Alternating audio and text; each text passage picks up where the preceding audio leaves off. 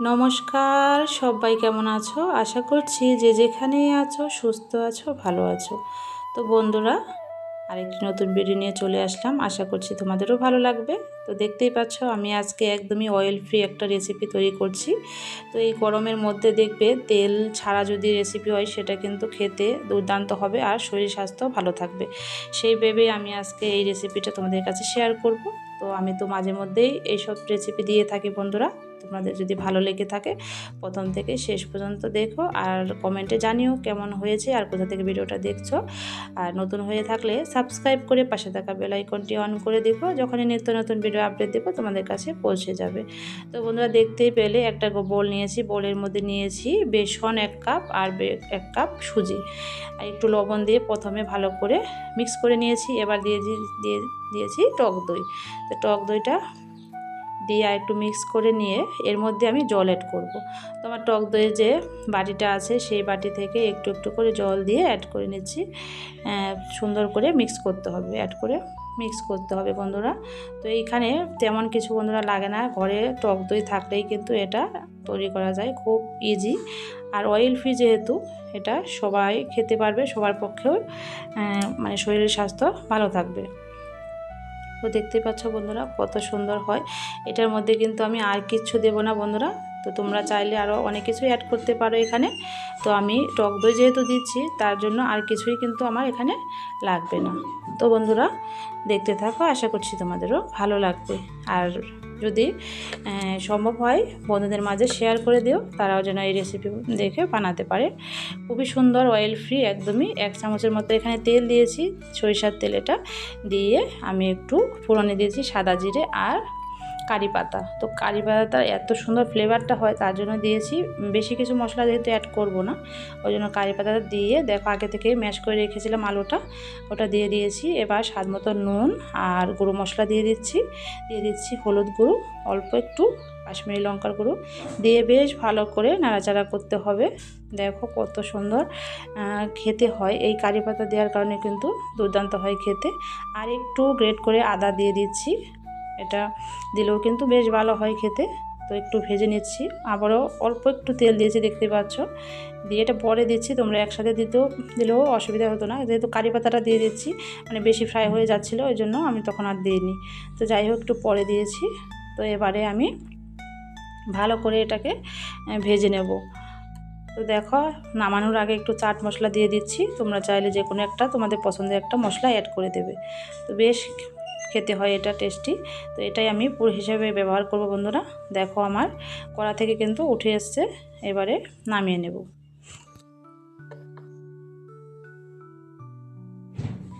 দেখো এই পর্যায়ে আমার রেডি হয়ে গেল আলুর পুর। এবারে আমি প্লেটের মধ্যে নামিয়ে নিচ্ছি।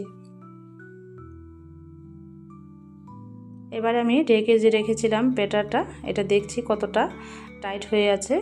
যদি টাইট বেশি হয় তাহলে একটু জল অ্যাড করবে, যদি না লাগে তাহলে এরকমভাবে দিয়ে দেবো। দেখো একটু হালকা মনে হচ্ছে, হয়তো লাগতে পারে। একটু মিক্স করে নিচ্ছি আবারও।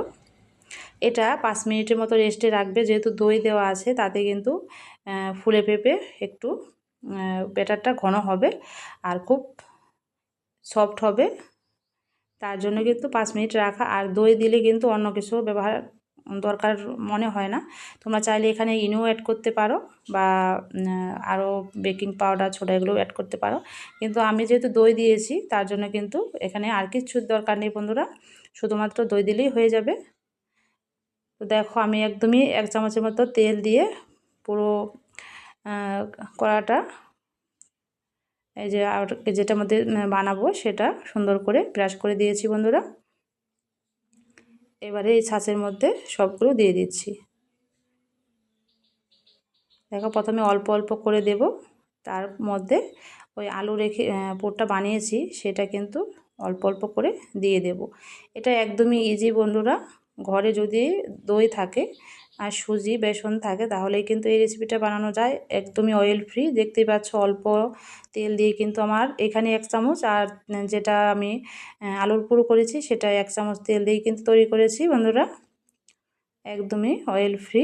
আর এই গরমের মধ্যে কিন্তু অয়েল ফ্রি জিনিস খেলে শরীর স্বাস্থ্য দুটোই ভালো থাকে বন্ধুরা।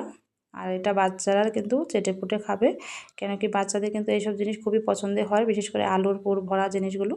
তো যাই হোক, দেখো বন্ধুরা, এবারে দিয়ে দিচ্ছি আলুটা। পুরটা যেহেতু ঢেকে দিতে হবে, এই জন্য অল্প করে আবার উপরে থেকে দিয়ে দিচ্ছি। দেখো, আর একটু করে দিয়ে দিচ্ছি উপর দিক থেকে। খুবই ইজি, এটা 5 থেকে 10 মিনিট লাগে না, ভাপে হয়ে যাবে বন্ধুরা। একবার হলেও ট্রাই করো তোমরাও, দেখবে খুব সুন্দর হয় খেতে। দেখো আমার সবগুলো রেডি হয়ে গেল। এবারে আমি ওভেনে বসিয়ে দিয়েছি। দেখো একটু ঢেকে দিয়েছি, ঢেকে দিলে কি হবে, তাড়াতাড়ি ফুলে উঠবে। দেখো কত সুন্দর ফুলে উঠেছে, দেখতেই পাচ্ছ ডবল হয়ে গেছে। এবারে আমি ঢাকনাটা খুলে তোমাদের একটু দেখাচ্ছি কতটা সুন্দর হয়েছে। এবার প্রেসার দিয়ে ভালো করে দেখো উঠেছে, এটা কিন্তু আমার কোনো এদিক ওদিক করে মানে লেগে ধরেনি, খুব সুন্দর প্রেসারের সাহায্যে উঠে যাচ্ছিলো।